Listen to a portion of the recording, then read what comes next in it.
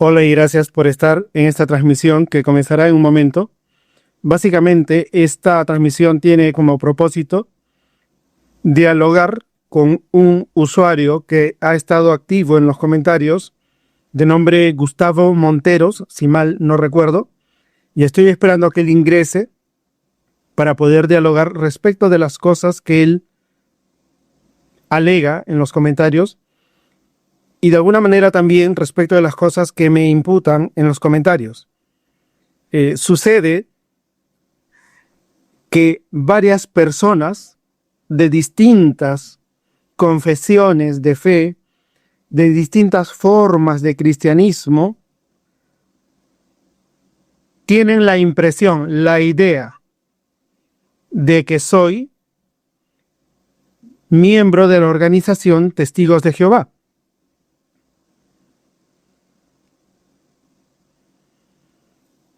Piensan que pertenezco a la organización Testigos de Jehová.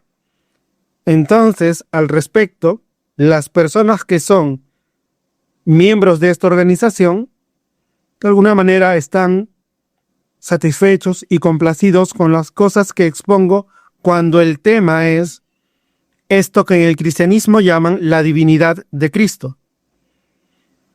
Sin embargo, estas mismas personas en algún momento, y no pocas veces, han expresado su descontento, su desacuerdo y también su decepción cuando el tema a tratar ha sido la sangre. Porque entonces se dan cuenta de que no pertenezco a la organización de los Testigos de Jehová. Cuando las personas que me perciben como testigo de Jehová proceden del protestantismo, no tienen la delicadeza, la decencia de preguntármelo y por alguna razón se permiten ser muy agresivos y muy violentos, muy hostiles y burlescos. Yo no pertenezco a la organización Testigos de Jehová, pero eso no significa que yo crea tener el derecho de ofender y atacar a los que son miembros de su organización. Pero por alguna razón, a los protestantes sí les resulta una especie de derecho, tienen una autopercepción de que ellos sí pueden atacar, fustigar, insultar a los testigos de Jehová. No es mi caso, y como piensan que soy testigo de Jehová, vienen con sus ínfulas supremacistas a atacarme en los comentarios. Y ese fue el caso de Gustavo Monteros, que es el ausente de esta transmisión, quien me dijo que iba a venir para que podamos dialogar, ya que el tema que él defiende y preconiza es esto que en el cristianismo llaman la divinidad de Cristo. Al respecto, yo no tengo una postura anticristiana, no tengo una agenda antievangélica, difundo una diversidad de temas desde una perspectiva filológica, desde una perspectiva idiomática. Y cuando estos análisis se enfocan en el idioma y sobre todo en el enfoque sociolingüístico, las conclusiones difieren de las posturas doctrinales. Y es por eso que las personas se sienten atacadas y me perciben como un opositor a. No estoy aquí para ejercer un papel de adversario ni de anti, sino de promover las escrituras con una perspectiva diferente. Si a usted le gusta estudiar la Biblia desde una perspectiva doctrinal, es un asunto suyo. Seguramente que hay predicadores que tienen mensajes devocionales al respecto. Sin embargo, aquí se analiza con un enfoque sociolingüístico. ¿Qué significa esto? Que se observa cómo se empleaba el lenguaje en la época de estos escritos que se conocen hoy como la Biblia. Las palabras, el texto, lo que hace es encapsular conceptos con la finalidad de preservar esas ideas y poder transmitirlas. Eso es el enfoque sociolingüístico. Hoy usted y yo podemos dialogar, incluso por este medio. Estamos teniendo una comunicación de tal manera que yo, desde donde estoy llegando a algunas decenas de personas en distintos lugares del mundo. Hace 2000 años, la manera de comunicar un mensaje era por medio de escribirlo. Y al escribirlo, entonces, yo estoy plasmando en cada palabra ideas, conceptos que son comunes para ti y para mí, porque eso es la comunicación. Tiene que haber una concordancia, tiene que haber una armonía. Si tú tienes conceptos diferentes a los míos, habrá una disonancia cognitiva. Entonces, ¿qué ocurre? En la actualidad, las personas no tienen en cuenta que el texto ya contiene ideas que solamente se están comunicando. Y como no tienen esa noción, lo que hacen es imponer ideas nuevas en esos textos. Y eso es lo que hacen las doctrinas. Las doctrinas le dicen a la Biblia qué tienen que significar las palabras, qué tienen que significar los versículos, y no toman en cuenta que para estas personas ya había un concepto asociado a esas expresiones. Por ejemplo, la expresión hijo de Dios, mientras llega, y si no llega, bueno, habrá que hablar de un tema. Si no llega, no me acuerdo el nombre, Gustavo, creo, Monteros. La expresión hijo de Dios hoy se entiende de una manera literal. Hijo de Dios es lo que dice esa expresión. Hijo de Dios. Quiere decir que Dios quiere un hijo y ese hijo es el Hijo de Dios. Bueno, no es tan fácil. Cuando entendemos que en el primer siglo la expresión Hijo de Dios era una expresión idiomática. ¿Y qué son las expresiones idiomáticas? Son frases que encapsulan conceptos que no tienen nada que ver con los significados individuales de las palabras que conforman esa expresión. Si yo digo actualmente que tengo una palabra en la punta de la lengua, usted sabe perfectamente que yo no estoy hablando físicamente de mi lengua y que si yo le enseño la punta de mi lengua no hay una palabra allí escrita. Es una expresión idiomática que significa que no logro recordar una palabra que yo sé, que conozco. Estoy usando una expresión idiomática. Si yo digo que un producto me costó un ojo de la cara, usted sabe que yo no estoy hablando ni de mi ojo ni de mi cara. Usted sabe que es una expresión idiomática, es decir, que comunica una idea diferente de lo que significan las palabras que conforman esa expresión. Si yo digo un ojo de la cara, usted entiende que estoy hablando de algo que es muy caro. Pero una persona que no comparte nuestro lenguaje y que no comprende nuestra cosmovisión, nuestra manera de ver y de entender las cosas, una persona extranjera que apenas está aprendiendo el español puede tomar la frase con literalidad porque no comprende que es una expresión idiomática. Si un extranjero viene a un país hispanohablante y le dicen, ten cuidado, no te vayan a tomar el pelo, él escucha tomar el pelo y se preocupa por su cabellera, se preocupa porque para él le han advertido de que pueden jalarle del pelo. Así que posiblemente se compre una gorra para cubrir su cabello porque le han advertido que le pueden tomar el pelo. Él lo toma con literalidad. Usted y yo entendemos que tomar el pelo no tiene nada que ver con el pelo ni tiene nada que ver con agarrar. Tomar el pelo significa que alguien puede aprovecharse de ti, alguien puede timarte, alguien te podría estafar. Si digo te pueden dar gato por liebre, tú sabes que no estoy hablando ni de un gato ni de una liebre. ¿A qué viene todo esto? La expresión hijo de Dios en el primer siglo no significaba lo que tú entiendes en la modernidad, que Dios ha tenido un hijo. La expresión hijo de Dios en el primer siglo simplemente significaba descendiente del rey David. Descendiente del rey David. Significaba eso. Es por eso que en el encuentro de Natanael con Jesús, Natanael, que no era discípulo de Jesús, no era seguidor de Jesús, no pertenecía a su escuela rabínica, a su jaburá, lo más que había sabido Natanael respecto de Jesús es lo que le dijeron: hemos hallado a aquel de quien escribió Moisés, a Jesús, hijo de José. Y José era de la casa de David. De tal manera que cuando Natanael ve a Jesús, él le dice: en verdad tú eres el Hijo de Dios. 2 puntos. Eres el Rey de Israel. Eso lo encuentran en Juan capítulo 1.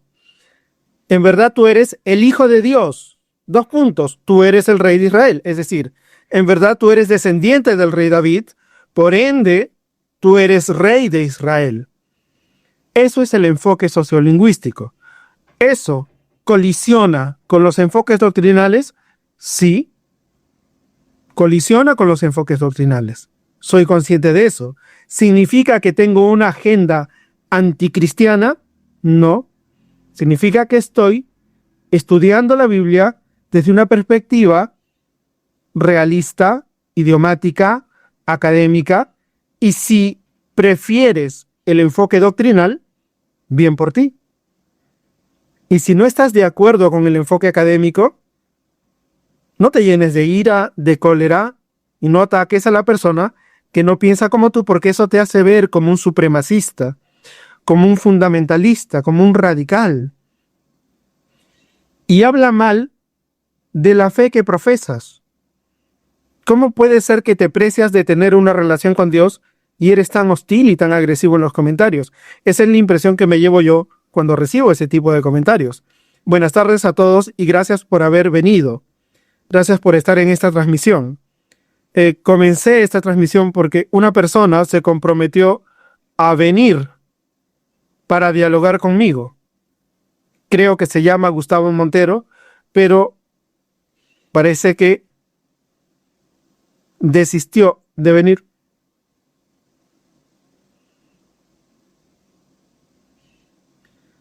Hola Raxos, qué gusto que esté aquí. Hola, gracias a todos los que están en este momento, en este lugar. Que si Jesús fue creado,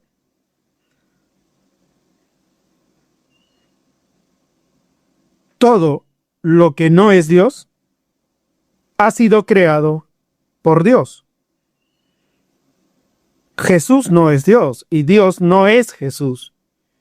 Por ende, si todo lo que no es Dios ha sido creado por Dios, por supuesto que Jesús ha sido creado por Dios.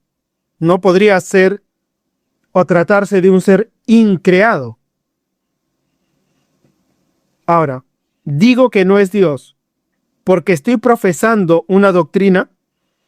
No, repito, reitero, aclaro, no soy parte de la organización Testigos de Jehová. Cuando un testigo de Jehová, espero estarme expresando con respeto, yo no sé si les llaman así como una forma de agravio o es que ellos se autoidentifican de esa manera, espero no estar siendo ofensivo. Si un testigo de Jehová dice que Jesús no es Dios, lo está diciendo desde una perspectiva también doctrinal. Él tiene su doctrina y en su doctrina Jesús no es Dios. Cuando yo digo que Jesús no es Dios, no lo digo con una carga doctrinal, ni ideológica, ni anti tu doctrina. Lo digo porque los autores de los textos que conoces como la Biblia, sobre todo estos textos que conoces como Nuevo Testamento, jamás vieron a Jesús como Dios. ¿Por qué nunca vieron a Jesús como Dios? Porque ellos vieron en Jesús al Mesías. ¿Cierto? Y si tú buscas, no tienes que escarbar mucho para descubrir que Jehová o Yahvé es llamado Dios y que Jesús es llamado Cristo, es decir, Mesías. Pero no vas a encontrar un versículo donde Jesús sea llamado Dios, donde Jesús se autodefina como Dios. ¿Y cómo sabemos que es una declaración doctrinal cuando dicen que Jesús es Dios? Porque tienen que hacer un armatoste, un arrejuntamiento de versículos de aquí, de allá, una profecía de hace siglos antes de Cristo, con una frase de una carta del apóstol Pablo y con otra frase de una carta del apóstol Pedro y con una carta de Juan, y de pronto si lo juntas todo, ya ves, Jesús es Dios. Eso es un procedimiento doctrinal, pero textualmente no lo es. Isaías 52:6.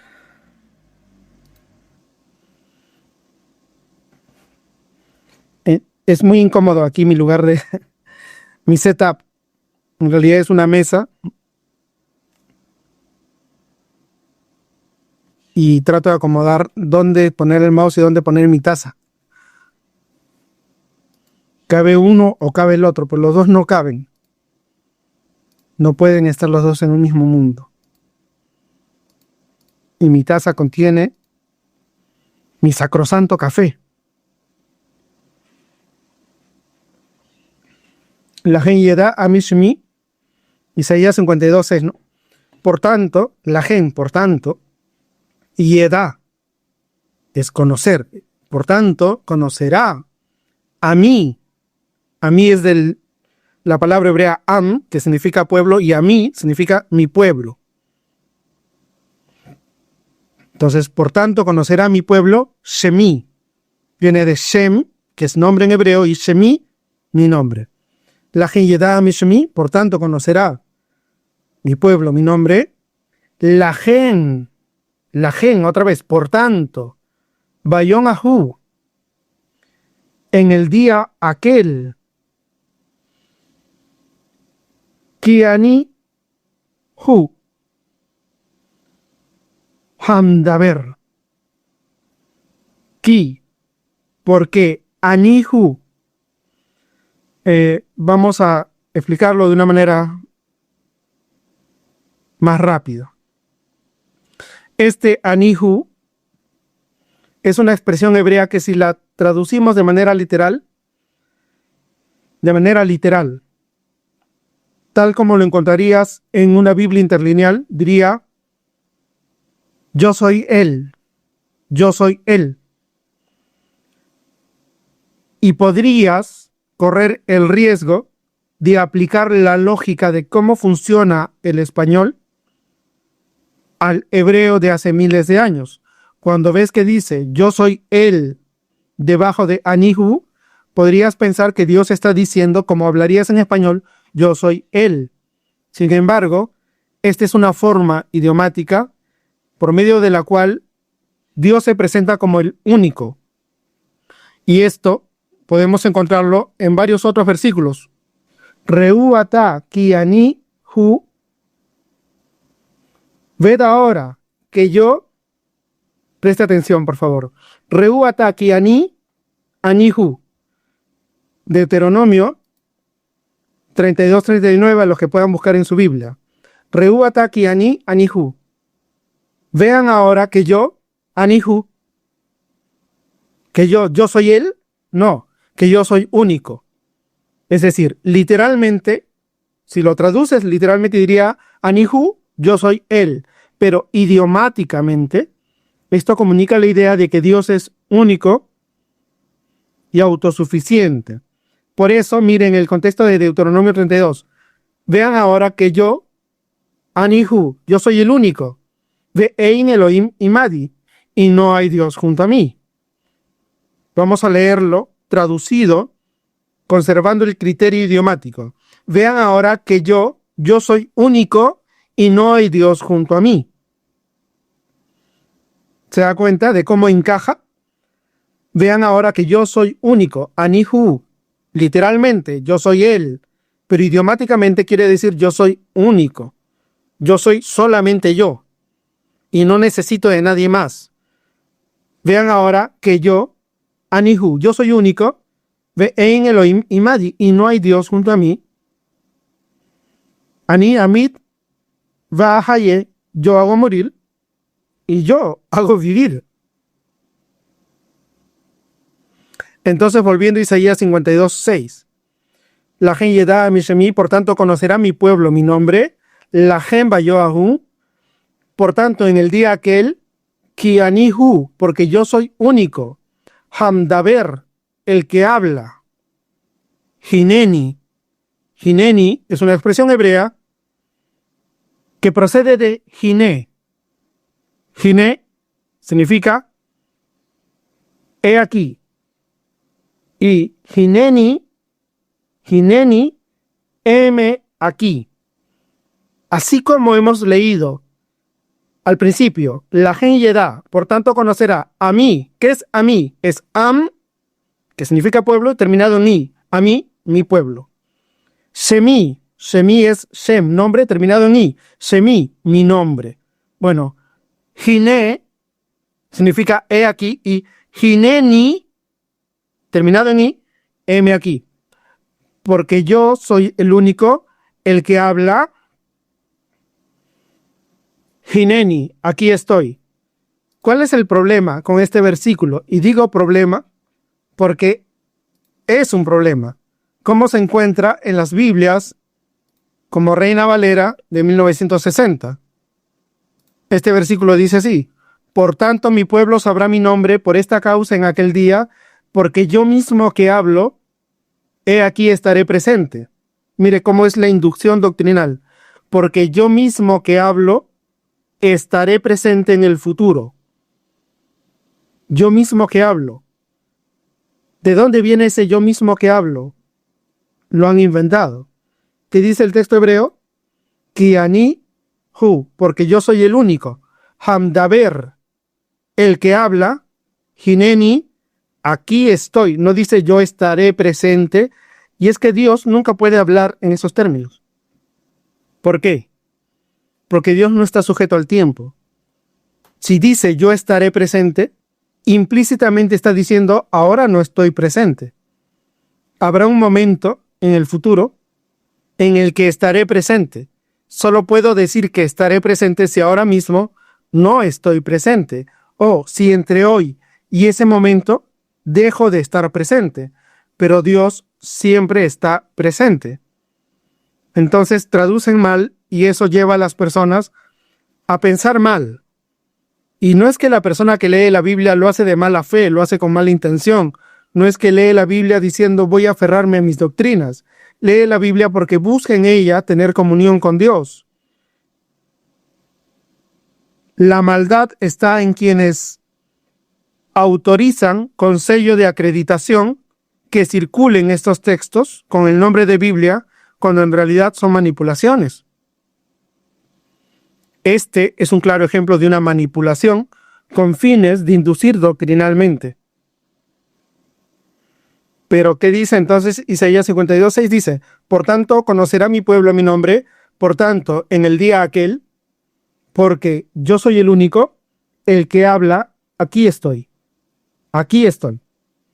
Hineni, aquí estoy. Este Hineni lo encontramos en Génesis 22, si no me equivoco. Voy a buscarlo en una Biblia cristiana.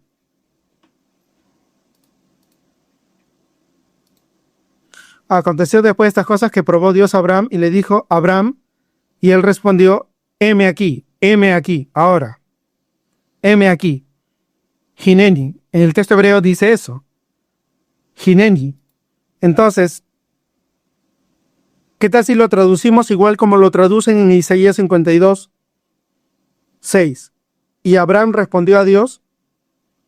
Voy a retomar. Vayomer Elav, Abraham, y dijo a él, Abraham, Dios lo está llamando, Abraham. Vayomer, y dijo a Abraham, yo estaré presente.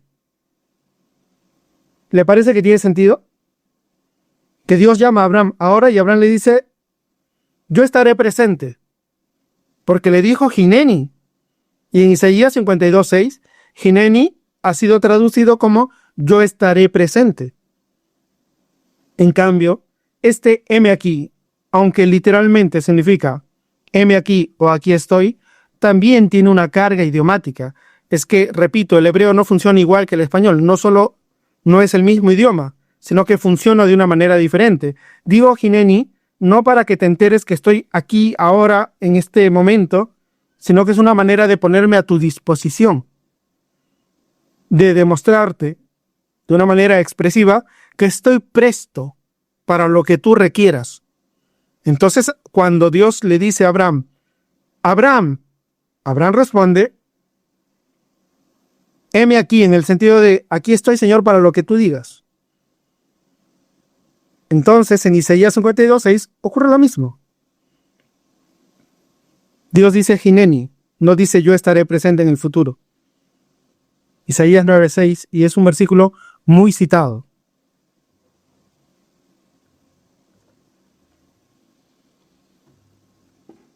Y claro, el tema de esta transmisión es Jesús no es Dios. Entonces, normalmente citan Isaías 9:6 como una prueba textual de que Jesús es Dios. Sin embargo, siempre que hago esta pregunta, nunca obtengo una respuesta, nunca. No ha habido una vez en que alguien me haya respondido esta pregunta respecto de Isaías 9:6. O no aparecen más, o me dicen otras cosas que no son la respuesta a la pregunta. La pregunta simple y directa es la siguiente: ¿en qué parte del Nuevo Testamento citaron Isaías 9:6 como una referencia a Jesús? Para comenzar, sin entrar en los detalles del versículo, sino que como el que cita ese versículo tiene la carga de la prueba, entonces le pregunto, ¿en qué versículo del Nuevo Testamento citaron Isaías 9:6 como una referencia a Jesús? Porque si no lo citaron como una referencia a Jesús, la pregunta es, ¿por qué tú lo citas como una referencia a Jesús? ¿Con base en qué criterio? ¿Por qué tú ves en Isaías 9:6 una referencia a Jesús y al parecer ninguno de la época de Jesús vio en eso, en ese versículo, una referencia a su Señor, a su Mesías? Así como yo considero que es legítimo que usted tenga su postura, también que no juzgue apresuradamente lo que estoy diciendo. Si digo que nadie citó Isaías 9:6 en el Nuevo Testamento, no es una ocurrencia. Quizás estos pseudodebates hostiles, vulgares, soeces que se dan en TikTok, agresivos, abyectos, denigrantes, han generado la impresión de que cada vez que uno no está de acuerdo, va a recurrir a la mentira, al timo, a la truhanería para defender su postura. No es mi caso. No es mi caso. Si yo le digo que Isaías 9:6 no fue citado en el Nuevo Testamento, no es una argucia, es una realidad. Y lo digo porque lo he corroborado. Posiblemente usted nunca se hizo esa pregunta, y esa es la diferencia. Simplemente aceptó, porque concuerda con su postura doctrinal, que Isaías 9:6 se refiere a Jesús. Está bien. Y porque usted aceptó eso, nunca se le ocurrió preguntarse, ¿y quién citó Isaías 9:6 como una referencia a Jesús? Sí puedo leer primero de Juan 5:20. Bien, voy a leerlo en una Biblia directamente Reina Valera. Pero sabemos que el Hijo de Dios ha venido y nos ha dado entendimiento para conocer al que es verdadero, y estamos en el verdadero, en su Hijo Jesucristo. Este es el verdadero Dios y la vida eterna. Entonces es evidente, ¿no?, que así como se encuentra este versículo en esta Biblia, al menos para mí es confuso. Yo no sé si para una persona que preconiza alguna doctrina no es confuso. Para mí es confuso, porque genera la impresión de que hay dos verdaderos. Oidamen de oti jojuyos toseo eke. Sabemos pues que huyos torceu ekei. Sabemos pues que el Hijo de Dios ha llegado, no dice ha venido, como se encuentra en Reina Valera. Y lo primero que podemos observar aquí es el uso de una expresión, Hijo de Dios. Si doctrinalmente tienes la idea de que Hijo de Dios significa que Dios ha tenido un hijo de su propia naturaleza, que ese Hijo de Dios es el resultado de esto que llaman la unión hipostática, entonces el resultado de su análisis va a ser doctrinal porque está anteponiendo al texto un criterio doctrinal. Sin embargo, como se explicó al inicio de esta transmisión, la expresión Hijo de Dios tiene un significado completamente diferente para este autor de lo que entienden las personas ajenas a la cosmovisión judía. Cuando este autor del primer siglo emplea la palabra Hijo de Dios, se está refiriendo a un descendiente del rey David por línea paterna. ¿Por qué es así? Porque Dios le prometió a David que no faltaría un descendiente de él en el trono, y este descendiente será a mí por hijo, y yo seré a él por padre. A partir de esta promesa, se genera la expresión idiomática Hijo de Dios para identificar a ese descendiente del rey David por línea paterna. Es por eso que en Juan 1, Natanael, que no era discípulo de Jesús, no era protestante, no era unicitario del nombre, no era testigo de Jehová, Natanael era un judío nacionalista. ¿Cómo sabemos que era un judío nacionalista? Lo que hoy llamamos sionista, por la práctica judía de sentarse debajo de una higuera. Esa práctica era una forma expresiva de declarar la soberanía judía en tu propio territorio. ¿Y por qué se hacía esa práctica? Porque le invito a buscar, cada vez que usted encuentre la expresión en la Biblia, se sentaron debajo de su higuera, no significa, búsquela, no significa que había una higuera y que se sentaron debajo de ella. Son formas idiomáticas de hablar de que se establecieron soberanamente en su propia tierra, sin que ningún poder extranjero los gobierne. Y durante la época del primer siglo, la tierra de Israel estaba gobernada, regida por Roma. Y una manera de protestar contra ese régimen extranjero era sentándose debajo de una higuera. Natanael, judío nacionalista, que no era discípulo de Jesús, había recibido la información de que Jesús era hijo de José. En el Evangelio de Juan, capítulo 1, Felipe halló a Natanael y le dijo: hemos hallado a aquel de quien escribió Moisés en la ley, así como los profetas, a Jesús, el hijo de José, José de la casa de David. Natanael sabía que Jesús era hijo de José de la casa de David. Y Natanael, al ver a Jesús, le dice: verdaderamente tú eres el Hijo de Dios, el Rey de Israel. Es decir, verdaderamente tú eres el descendiente del rey David, al que Dios prometió que sería a él por padre, y que este hijo sería a Dios por hijo.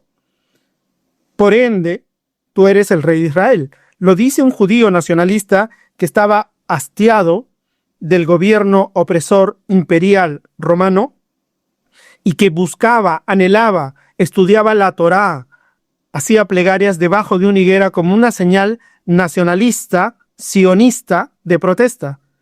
No era necesariamente un judío solamente religioso, sino que además tenía este elemento ideológico nacionalista. No era discípulo de Jesús. Y le dice: tú eres el Hijo de Dios, verso 49, tú eres el Rey de Israel. Para un judío del primer siglo, Hijo de Dios significa ser descendiente del rey David. Por eso es que el sumo sacerdote también, Mateo 26, 63. Vamos a volver a Primera de Juan, pero vamos a entender esto. Mateo 26, 63. Entonces el sumo sacerdote, ¿este sumo sacerdote era discípulo de Jesús? No, era antagonista de Jesús. Además, el sumo sacerdocio estaba tomado por los saduceos. Y los saduceos, como se dice en varios pasajes, no espiritualizaban las cosas, tenían una visión política de la realidad nacional. Y este saduceo, sumo sacerdote, le dice: te conjuro por el Dios viviente, que nos digas si tú eres el Cristo, el Mesías, el Hijo de Dios. Este sumo sacerdote saduceo, que no creía en espíritu, en ángeles ni en resurrección. Dinos si tú eres el Mesías, el Hijo de Dios. Cuando este saduceo está diciendo Hijo de Dios, él no está pensando como cristiano protestante, él no está pensando como el cristianismo niceano, post-niceano. Él es un judío de la casa de Aarón. Y él usa la expresión Hijo de Dios porque para él, Hijo de Dios, significa descendiente del rey David, por línea paterna. Tú eres el Mesías, eres descendiente del rey David por línea paterna, pero lo dice en forma idiomática. ¿Eres el Hijo de Dios? Entonces, volvemos a 1 Juan 5:20. Cuando ese autor judío dice, oidamen de oti johuios touseu, sabemos pues que el Hijo de Dios ha llegado. Él, como judío, está pensando en un descendiente del rey David. Por ende, desde el principio, queda absolutamente descartado que esté hablando de un Dios hecho hombre. Un Dios hecho hombre es una realidad que pertenece a un contexto completamente diferente. Pertenece a la teogonía helenística. Él es judío. Él está hablando como judío a otros judíos, porque esta carta no está dirigida a extranjeros. Está dirigida a otros judíos que también esperaban la llegada, no dice venida, del Hijo de Dios, es decir, del descendiente del rey David, por línea paterna. Sabemos pues que el Hijo de Dios ha llegado y ha dado a nosotros kai dedo kengemin dianoian, entendimiento, gina ginoscomen ton alecinon, para que conozcamos al verdadero Cayesmen en Toalecino. Y estamos en el verdadero en Tohuyo Autou. Esta es la parte clave para los que citan con fines doctrinales este versículo. Esta es la parte clave en términos gramaticales. Ya vimos al principio la parte clave en términos sociolingüísticos. Ahora vemos en términos gramaticales esta parte clave. Cayesmen en Toalecino, y estamos en el verdadero en Tohuyo Autou, en el Hijo de Él. Estamos en el verdadero, que es Dios, a quien ya se refirió como el verdadero. Estamos en el verdadero, en el Hijo de Él. En el Hijo de Él. ¿Cómo lo traduce Reina Valera? De una manera que genera una impresión diferente. Y como le hablé del proceso de traducción, entonces cuando usted lee el texto en español, se produce una imagen en su mente que no concuerda con la imagen que se produce en la mente al leer el texto griego. Por ende, no es una traducción, es una reinterpretación. Dice así en Reina Valera: y estamos en el verdadero en su Hijo Jesucristo. Entonces se genera la impresión de que este Jesucristo es también el verdadero. Pero en el texto griego queda claro que solamente Dios es llamado el verdadero. Y estamos en el verdadero, en el Hijo de Él, es decir, del verdadero. Jesús Cristo. El Hijo del verdadero es Jesús, el Mesías, el Cristo. Se da cuenta de cómo al principio le llama Hijo de Dios y debajo le llama Mesías, porque es lo mismo. Hijo de Dios, descendiente del rey David por línea paterna. Por ende, es el Mesías, es decir, el ungido para gobernar a la nación. Houtos estinjo alecinoceos. Este es el verdadero Dios, kaizoe aionos. Este es el verdadero Dios y la vida eterna. Entonces, repito, no lo hacen de mala fe. Una persona que lee 1 Juan 5:20 no lo hace con ninguna malicia. Para esta persona, esta es palabra de Dios. Y tal y como está traducido en español, es palabra de Dios. Y cuando alguien viene y les muestra qué dice en griego, entonces para ellos este esclarecimiento llega como un ataque, como una agresión. Lo perciben como estás alterando la palabra de Dios. Pero no es así. Solamente estoy quitando el filtro que han puesto en medio. El filtro que te hace ver de una manera distorsionada al texto.